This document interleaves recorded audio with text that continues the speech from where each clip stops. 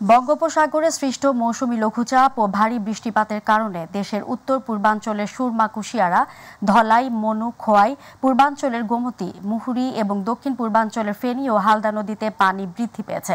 এতে নোয়াখালী, ব্রাহ্মণবাড়িয়া, মৌলভীবাজার, হবিগঞ্জ, ফেনী, চট্টগ্রাম, খাগড়াছড়ি ও কুমিল্লা সহ দেশের বিভিন্ন জেলায় বন্যা দেখা দিয়েছে। দুর্গত এলাকাগুলোতে কাজ শুরু করেছে সেনাবাহিনী। প্রতিনিধিদের পাঠানো তথ্যচিত্রে আতিকুর রহমান তিতাসের রিপোর্ট। উজানের ঢল আর বৃষ্টিতে ডুবেছে দেশের বিস্তীর্ণ এলাকা। বানের পানিতে তলিয়ে গেছে ফেনী, কুমিল্লা, চট্টগ্রাম, ব্রাহ্মণবাড়িয়া, হবিগঞ্জ ও মৌলভীবাজার জেলা। বিপদসীমার উপরে রয়েছে 7 নদীর পানি। ফেনীর মুহুরী, কহুয়া ও সিলোনিয়া নদী রক্ষা বাঁধের 30টি পয়েন্ট ধসে গেছে। প্রতিবেশী দেশের উজানের ঢল আছড়ে পড়ছে বাংলাদেশে। স্রোতের তোরে বাঁধ ভেঙে ভাসছে গ্রামের পর গ্রাম। গত 12 দিন আগে ফেনীর পরশুরাম, ফুলগাজী উপজেলার মুহুরী, কহুয়া ও সিলোনিয়া নদীর বাঁধের 26টি পয়েন্টে ভাঙন দেখা দেয়, যা দিয়ে পানি ঢোকে লোকালয়ে। তলিয়ে গেছে 2 উপজেলার 80টি গ্রাম। পানি উন্নয়ন বোর্ড জানিয়েছে, আঞ্চলিক সড়ক তলিয়ে যাওয়ায় বন্ধ যান চলাচল। সহায়তায় এরই মধ্যে কাজ করছে সেনাবাহিনী। 2 দিনের টানা বর্ষণ ও উজান থেকে আসা পাহাড়ি ঢলে মৌলভীবাজারের মনু ও ধলাই নদীর কয়েকটি স্থানে প্রতিরক্ষা বাঁধ ভেঙে শতাধিক গ্রাম প্লাবিত হয়েছে। সেই সাথে সবগুলো নদীর পানি বিপদসীমার উপর দিয়ে প্রবাহিত হচ্ছে। মনু নদীর প্রতিরক্ষা বাঁধে 2টি স্থানে ভাঙনে কুলাউড়া ও রাজনগর উপজেলার 30টি গ্রাম প্লাবিত হয়েছে।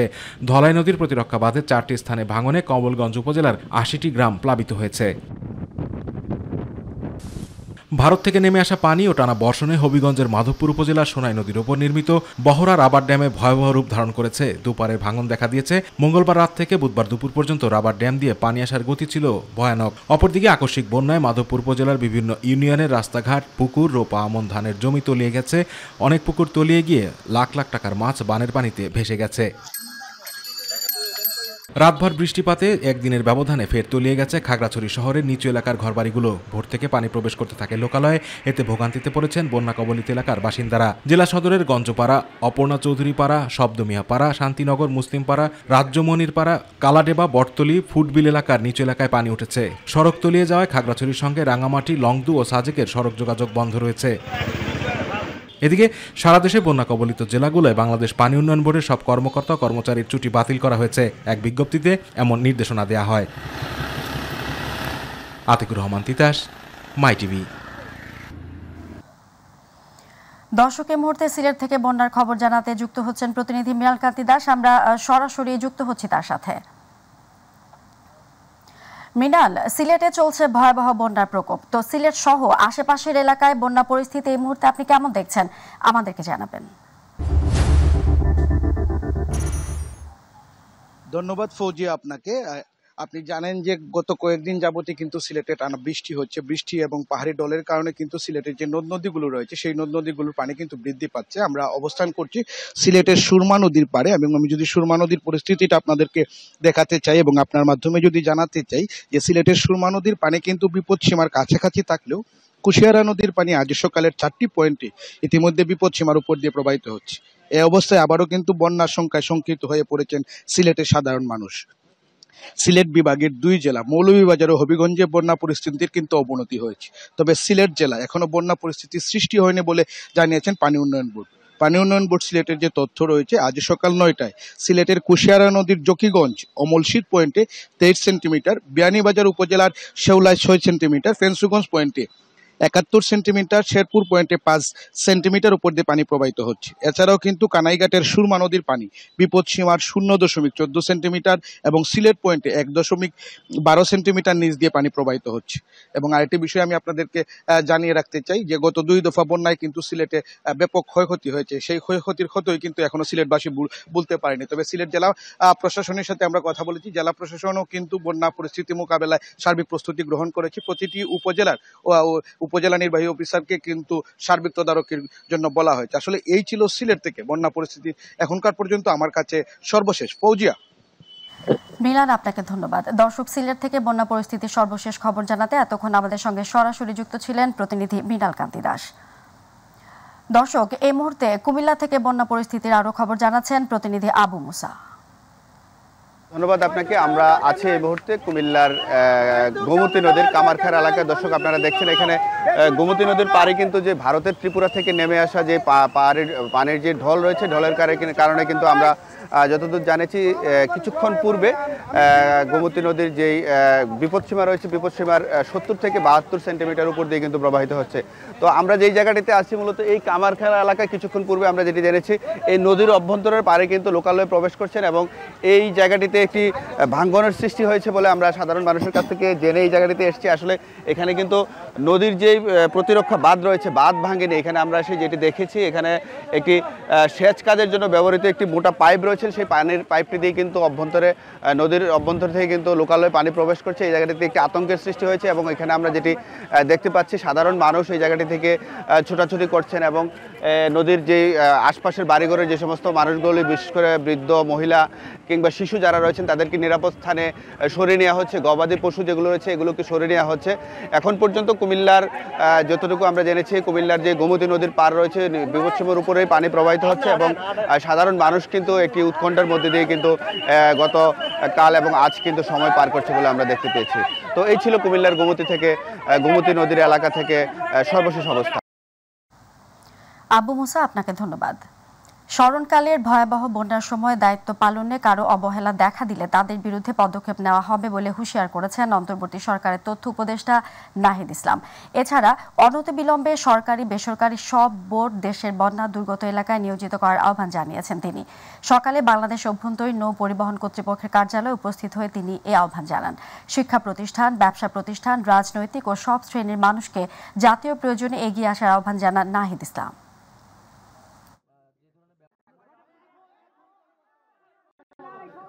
আমরা যেভাবে গণ অভ্যুত্থান করেছি ঐক্যবদ্ধভাবে, এটি আমাদের একটি ন্যাশনাল ক্রাইসিস সামনে চলে এসেছে। সেটাকে আমাদের আবার সেই ইউনিটি ধরে রাখতে হবে। সেই জায়গা থেকে সকল সামাজিক রাজনৈতিক শক্তিকে আমরা আহ্বান জানাচ্ছি, আমরা ব্যবসায়ীদের আহ্বান জানাচ্ছি যে আমরা সকলে একসাথে সেইখানে যাতে যার যার জায়গা থেকে সর্বোচ্চ সক্ষমতা দিয়ে আমরা কাজ করব এবং আমরা বাংলাদেশকে রক্ষা করব। কোনো আলোচনা ছাড়া, কোনো ধরনের ডিসকাশন ছাড়াই কিন্তু বাদ খুলে দিয়ে বাংলাদেশের মানুষের বিরুদ্ধে আমাদের সেই প্রতিবেশী রাষ্ট্র কিন্তু জনগণের বিপক্ষে দাঁড়িয়েছে। আমরা তার নিন্দা এবং প্রতিবাদ জানাই এবং আমরা আহ্বান জানাবো, যদি বাংলাদেশের জনগণের বিপক্ষে কোন রাষ্ট্র দাঁড়ায় তাহলে বাংলাদেশের জনগণও কিন্তু তার জবাব দিবে। কোটা সংস্কার আন্দোলন ঘিরে সাম্প্রতিক সময় ঘটে যাওয়া হত্যাকাণ্ডের নিরপেক্ষ ও স্বাধীন তদন্ত নিয়ে কৌশলগত আলোচনা করতে পররাষ্ট্র মন্ত্রণালয় পররাষ্ট্র সচিবের সাথে বৈঠক করেছে জাতিসংঘের 3 সদস্যের প্রতিনিধি দল। জাতিসংঘের দলটি উপদেষ্টাদের সাথে সাক্ষাৎ করবে, একই সাথে বিভিন্ন সরকারি কর্তৃপক্ষ ও নাগরিক সমাজের প্রতিনিধিদের সঙ্গেও আলোচনা করবেন তারা।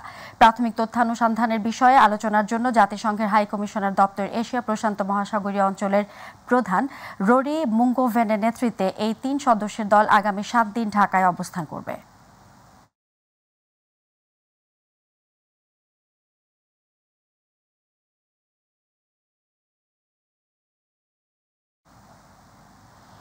সুইজারল্যান্ডের রাষ্ট্রদূত রেতো রেঙ্গলির সঙ্গে বৈঠক করেছেন বিএনপির মহাসচিব মির্জা ফখরুল ইসলাম আলমগীর।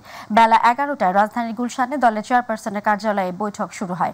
মির্জা ফখরুল ছাড়াও বৈঠকে বিএনপির স্থায়ী কমিটি ও আন্তর্জাতিক বিষয়ক কমিটির সদস্য আমির খসরু মাহমুদ চৌধুরী উপস্থিত ছিলেন। পরে আমির খসরু জানান, বাংলাদেশকে গণতান্ত্রিক কাঠামো ফিরিয়ে আনার বিষয়ে আলোচনা হয়েছে। দেশের পাচারকৃত টাকা ফিরিয়ে আনার বিষয়ে সুইজারল্যান্ডের সরকার বাংলাদেশের সহযোগিতা করার আশ্বাস দিয়েছে। তিনি বলেন, অন্তর্বর্তী সরকারকে কোনো সময় সীমা বেঁধে দেওয়া হয়নি। বিএনপি যৌক্তিক সময়ের মধ্যে তারা নির্বাচন দেবে বলেও আশা প্রকাশ করেন তিনি। রাজনৈতিক, অর্থনৈতিক সহ সব যে রাষ্ট্রীয় কাঠামোগুলো যে ভেঙে গেছে, যে জায়গায় এসে দাঁড়িয়েছে, এখান থেকে বের হওয়ার কি পথ, আমরা কি চিন্তা করছি আর ওরা কি করতে পারে এ ব্যাপারে, মূলত এটা হচ্ছে তাদের উদ্দেশ্য। আমরা যে টাকা পাচার হয়েছে টাকাগুলো ফিরিয়ে আনার ব্যাপারে আলোচনা হয়েছে এবং সুইজারল্যান্ড গভর্নমেন্টের পক্ষ থেকে তারা বলেছে তাদের অবস্থান আগের মতোই আছে, যে এই টাকা ফিরিয়ে আনার ব্যাপারে বাংলাদেশ গভর্নমেন্টের যে কোনো উদ্যোগকে তারা স্বাগত জানাবে। ছাত্র জনতার উপর গুলিবর্ষণের ঘটনায় সাবেক প্রধানমন্ত্রী শেখ হাসিনা, তার বোন শেখ রেহানা সহ 87 জনের নামে মামলা দায়ের করা হয়েছে। মামলায় অজ্ঞাত আরও 400 থেকে 500 জনকে আসামি করা হয়েছে। বুধবার সিলেট মেট্রোপলিটন প্রথম ও দ্রুত বিচার আদালতে মামলাটি দায়ের করা হয়। গত 4 আগস্ট নগরের কোর্ট পয়েন্ট ও বন্দর বাজার এলাকায় ছাত্র জনতার শান্তিপূর্ণ মিছিলে হামলা, নির্বিচারে গুলিবর্ষণের ঘটনায় বাদী নিজেও গুলিবিদ্ধ হন। আওয়ামী লীগ সরকারের 7 জন মন্ত্রী, উপদেষ্টা, প্রতিমন্ত্রী, সাবেক আইজিপি, এমপি, মেয়রকে আসামি করা হয়েছে। আসামি হয়েছেন আওয়ামী লীগ ও অঙ্গ সংগঠনের নেতাকর্মীরাও।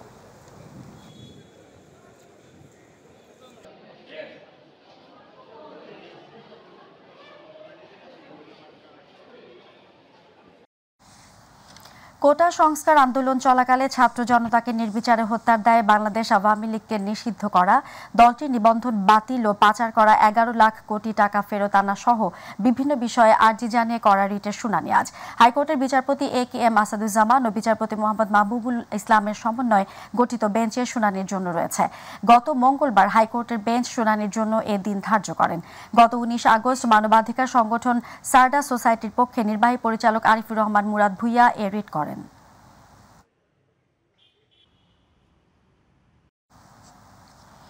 আওয়ামী লীগের সভাপতিমণ্ডলীর সদস্য ও সাবেক বস্ত্র ও পাট মন্ত্রী জাহাঙ্গীর কবির নানকের বাসায় তল্লাশি চালিয়েছে শিক্ষার্থী ও আইনশৃঙ্খলা বাহিনীর সদস্যরা। রাতে নানকের মোহাম্মদপুরের বাসায় অভিযান শুরু করে শিক্ষার্থীরা। পরে আইনশৃঙ্খলা রক্ষাকারী বাহিনীর সদস্যরা বাসাটি নিয়ন্ত্রণ নেন। রাতে নানকের উপস্থিতি সন্দেহে বাসাটিতে নজরদারি শুরু করেন শিক্ষার্থীরা। সেনাবাহিনীর একটি দল ঘটনাস্থলে উপস্থিত হয়ে পরিবেশ নিয়ন্ত্রণে রাখে। শিক্ষার্থীরা জানান, নানকের এই বাসায় অস্ত্র থাকতে পারে ও তিনি বাসাটিতে লুকিয়ে থাকতে পারেন। সন্দেহে তারা তল্লাশি চালান। তবে বাসার ভেতরে কোনো অস্ত্র পাওয়া যায়নি। বাসায় অনেকগুলো চালের বস্তা পান শিক্ষার্থীরা। মাদ্রাসার হুজুরদের ছবি পেয়েছি, প্লাস একটা মাদ্রাসার লিস্ট পেয়েছি। এছাড়াও সরকারি চাকরিতে ওনার কিছু সুপারিশ করা কিছু কাগজ পেয়েছি। বৈষম্য বিরোধী ছাত্র আন্দোলনে অংশ নিয়ে পুলিশের গুলিতে চোখ হারাতে বসেছেন সিরাজগঞ্জের আমিনুর রহমান টুটুল ও জুবায়ের হাসান জিহাদ। টাকার অভাবে উপযুক্ত চিকিৎসা করতে পারছে না গুলিবিদ্ধ শিক্ষার্থীদের পরিবার। এজন্য সরকার ও সাধারণ মানুষের কাছে সহযোগিতা প্রত্যাশা করছেন তারা। সিরাজগঞ্জ প্রতিনিধি H.M. মোনায়েম খানের পাঠানো তথ্যচিত্রে ইলিয়াস কমলের রিপোর্ট। কোটা সংস্কার আন্দোলনে গত 16 জুলাই পুলিশের ছোড়া রাবার বুলেটে আহত হন সিরাজগঞ্জের তারাস উপজেলার আমিনুর রহমান টুটুল। এ সময় টুটুলের চোখ মারাত্মকভাবে ক্ষতিগ্রস্ত হয়।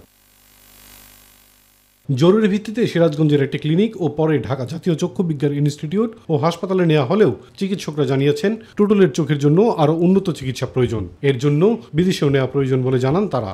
দরিদ্র পরিবার হওয়ায় সুচিকিৎসা নিশ্চিতে অনিশ্চয়তা দেখা দিয়েছে টুটুলের। চিকিৎসার জন্য যে টাকা প্রয়োজন সেই টাকা দিয়ে আমাকে চিকিৎসা করানোর মতো সামর্থ্য আমার বাবার নাই। সরকারের কাছে এবং দেশের মানুষের কাছে চাওয়া যে যদি কোনো বিত্তবান আমাকে সহযোগিতা করে, আমার চিকিৎসার জন্য এগিয়ে আসে, তাহলে হয়তো আমার চোখটা আমি ফিরে পাইতাম। এখন অবস্থা চোখের মধ্যে গুলি আছে, অবস্থা আরো চোখ দিয়ে দেখতে পারতেছে না, চোখ ঝাপসা ঝাপসা দেখা যাচ্ছে।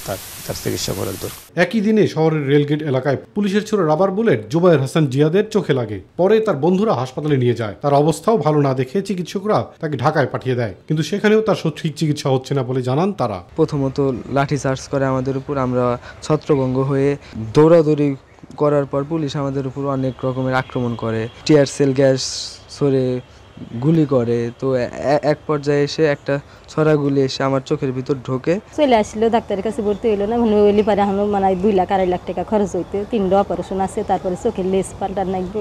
বিশেষ করে তার বাম চোখের এই সাইড দিয়ে যে গুলিগুলো লেগেছে, এগুলো ডক্টর দেখানো হয়েছে, ওনারা বলেছেন যে এটা অন্তত 2টা অপারেশন লাগবে। একাধিক গুলি আরো মাথায়ও লাগে, বিভিন্ন জায়গায় লাগে।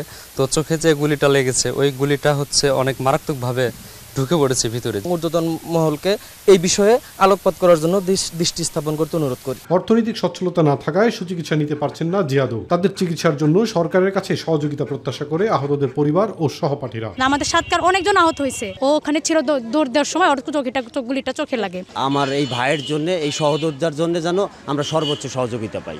বৈষম্য বিরোধী ছাত্র আন্দোলনে আহতদের চিকিৎসায় সরকার একাধিক হটলাইন ও সহযোগিতা পুল স্থাপন করেছে। ইলিয়াস কমল, মাই টিভি। দর্শক, এই মুহূর্তে পররাষ্ট্র মন্ত্রণালয়ে আছেন সহকর্মী আমেনা হীরা। আমরা সরাসরি যুক্ত হচ্ছি তার সাথে। হীরা, জাতিসংঘের 3 সদস্যের তদন্ত প্রতিনিধি দলের আজকের কি কার্যক্রম আছে আর কাদের সঙ্গে বৈঠক করবেন তারা আমাদেরকে জানাবেন।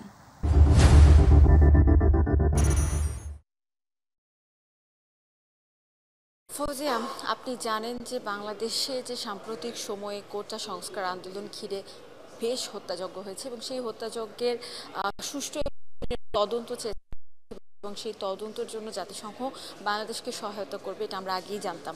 এবং সেই সহযোগিতার জন্যই কিন্তু বাংলাদেশে 3 সদস্যের একটি টিমকে পাঠিয়েছে। যদিও এই টিমটি কিন্তু জাতিসংঘে যারা যেই টিমটি আসছে সেই টিমটি কিন্তু আমাদের ফ্যাক্ট ফাইন্ডিং করবে না।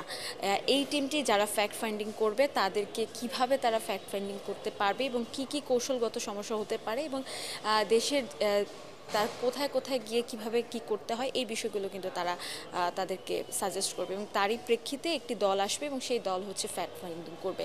এবং এর বাইরেও যদি আপনাকে বলি, এই দলটি 7 দিন বাংলাদেশে অবস্থান করবে এবং এই 3 সদস্য দল 7 দিনের মধ্যে বিভিন্ন শ্রেণী পেশার মানুষের সঙ্গে তারা বৈঠক করবেন। যেমন আজকেই কিছুক্ষণ পরে সুশীল সমাজের সাথে তাদের বৈঠক করার কথা রয়েছে। এর বাইরে বাংলাদেশে যে উপদেষ্টাগণ রয়েছেন তাদের সঙ্গে তারা দেখা করবেন এবং সরকারি যে উচ্চপদস্থ কর্মকর্তা কর্মচারী রয়েছে তাদের সঙ্গেও কিন্তু তারা দেখা করবেন এবং দেখা করে যে বিষয়টি তারা জানার চেষ্টা করবে যে আমাদেরও আসলে আমাদের পক্ষ থেকে জাতিসংঘের কাছে আসলে চাওয়াটা কি এবং এই সুষ্ঠু নিরপেক্ষ তদন্তের ক্ষেত্রে আসলে আমরা কিভাবে চাই, কিভাবে তদন্তটি করা হোক, এটিও কিন্তু তারা শুনবেন। এটা আমাদেরকে কিছুক্ষণ আগেই জানিয়েছেন। এবং বৈঠকে আরও যে বিষয়গুলো নিয়ে আলোচনা হয়েছে সেটি হচ্ছে যে বাংলাদেশের যে চলমান অস্থিরতা, সেই অস্থিরতায় জাতিসংঘ কীভাবে আমাদের পাশে থাকবে এবং জাতিসংঘ আশ্বস্ত করেছে বাংলাদেশে চলমান যে সংকট রয়েছে সেই সংকট মোকাবেলায় জাতিসংঘ বাংলাদেশের পাশে রয়েছে। তো এখন পর্যন্ত বৈঠক শেষ হয়েছে এবং বৈঠক শেষে এতটুকু আমার কাছে আপডেট রয়েছে, সচিব মহোদয় এখনও কথা বলেননি। সচিব মহোদয় কথা বললে আমরা পূর্ণাঙ্গভাবে জানতে পারবো যে আরও কী কী বিষয় উঠে এসেছে। তো আমার কাছে এখন পর্যন্ত এতটুকুই সর্বশেষ। ফৌজিয়া। আমেনা হীরা, আপনাকে ধন্যবাদ। দর্শকের পর্যায়ে রয়েছে বৃহস্পতিবারের আয়োজন পাবলিক ভিউ। ছাত্র বৈষম্য বিরোধী আন্দোলনের মুখে শেখ হাসিনা পদত্যাগ করার পর গঠন করা হয়েছে অন্তর্বর্তীকালীন সরকার। তবে এই সরকারের নাগরিকদের প্রত্যাশা বৈষম্য দূরীকরণ সহ দুর্নীতির মূল শিকড় উৎপাদন যেমন করতে হবে তেমনি গঠন করতে হবে সুখী, সমৃদ্ধ ও শান্তিপূর্ণ একটি অরাজনৈতিক বিভেদহীন বাংলাদেশ। বিস্তারিত রয়েছে আবু সাইদ অপুর রিপোর্টে। প্রিয় দর্শক, আমন্ত্রণ এবং স্বাগত জানাচ্ছি মাই টিভি সাপ্তাহিক বিশেষ আয়োজন পাবলিক ভিউয়ে। আর বরাবর মতো আপনাদের সাথে আছে আমি আবু সাইদ অপু। ছাত্র জনতার আন্দোলনের মুখে শেখ হাসিনা পদত্যাগ করার পর গঠন করা হয়েছে অন্তর্বর্তীকালীন সরকার। নোবেল বিজয়ী অর্থনীতিবিদ ডক্টর ইউনূসকে প্রধান উপদেষ্টা করে সরকার গঠনের পর স্বস্তি ফিরে এসেছে সর্বস্তরের নাগরিকদের মাঝে। তারা বলছেন এমন রাষ্ট্র গঠন করতে চান যেখানে থাকবে না কোনো বৈষম্য, দুর্নীতি, বিভেদ ও সংঘাত। তারা যে এরকম অত্যাচার এবং নিপীড়ন চালিয়েছে সেটা কোনো সময় কাম্য ছিল না। আমরা শান্তিপূর্ণ মীমাংসা চেয়েছিলাম। আমি ছাত্র হিসেবে যাব, কোনো রাজনৈতিক প্রভাব যেন খাটানো না হয়, ঘুষ মুক্তভাবে থাকুক, মেধা তালিকা অনুযায়ী চাকরি হোক। চারিদিকে যে অরাজকতার সৃষ্টি হয়েছে এটাকে দ্রুত শান্ত করতে হবে, দেশের উন্নয়নের জন্য ভাবতে হবে। দেশটা যাতে ভালোভাবে থাকে, জনগণ যাতে ভালোভাবে থাকে সেই প্রত্যাশা আমরা সরকারের কাছে চাচ্ছি। দেশটাকে সুন্দরভাবে এগিয়ে নিয়ে যাক, শান্তিতে থাকি, মানুষজন শান্তিতে বসবাস করতে, এটাই চাই। জনগণের প্রত্যাশা বিভেদহীন বাংলাদেশ গড়ার পাশাপাশি নিয়ন্ত্রণ করতে হবে দ্রব্যমূল্যের ঊর্ধ্বগতিও। দ্রব্যমূল্য ঊর্ধ্বগতিতে যেটা হচ্ছে সেটা যাতে আনা হয় সেটা আমরা সরকারের কাছ থেকে চাই। আমরা জনগণের সরকার চাই। দ্রব্যমূল্যের যে ঊর্ধ্বগতি, এই ঊর্ধ্বগতিটা যাতে আপনার জনগণের নাগালের ভিতরে থাকে। শাসক হিসাবে আমরা দেখতে চাই ডক্টর ইউনূসে দেশের শান্তি সুষ্ঠুভাবে দেশের চলে। পুরো যে অন্তর্বর্তীকালীন সরকারটা গঠিত হলো, ওনাদের কাছে আমার প্রত্যাশা হলো দেশের সব বিষয়ে স্থিতিশীলতা। প্রিয় দর্শক, এই ছিল আজকে আমাদের পাবলিক ভিউয়ের বিশেষ আয়োজন। দেখা হবে পরবর্তীতে নাগরিকদের কোনো প্রত্যাশা, প্রাপ্তি, সংগতি কিংবা অসঙ্গতির গল্প নিয়ে। সে অপেক্ষায় ভালো থাকুন, সুস্থ থাকুন আর সবসময় চোখ রাখুন মাই টিভিতে। দিনাজপুরের পার্বতীপুরের রেললাইনের ক্লিপ চুরির সময় সাজেদুল ইসলাম নামে এক যুবককে আটক করে পুলিশ দিয়েছে স্থানীয়রা। সকালে পার্বতীপুর দিনাজপুর রেলপথের নূরনগর এলাকায় রেলের 15টি ক্লিপ ও চুরির কাজে ব্যবহৃত একটি হাতুড়ি সহ তাকে হাতে নাতে আটক করা হয়। বিষয়টি কর্তৃপক্ষকে তাৎক্ষণিক অবগত করলে বড় ধরনের দুর্ঘটনা থেকে রক্ষা পায় ওই পথে চলাচলকারী বিভিন্ন ট্রেন।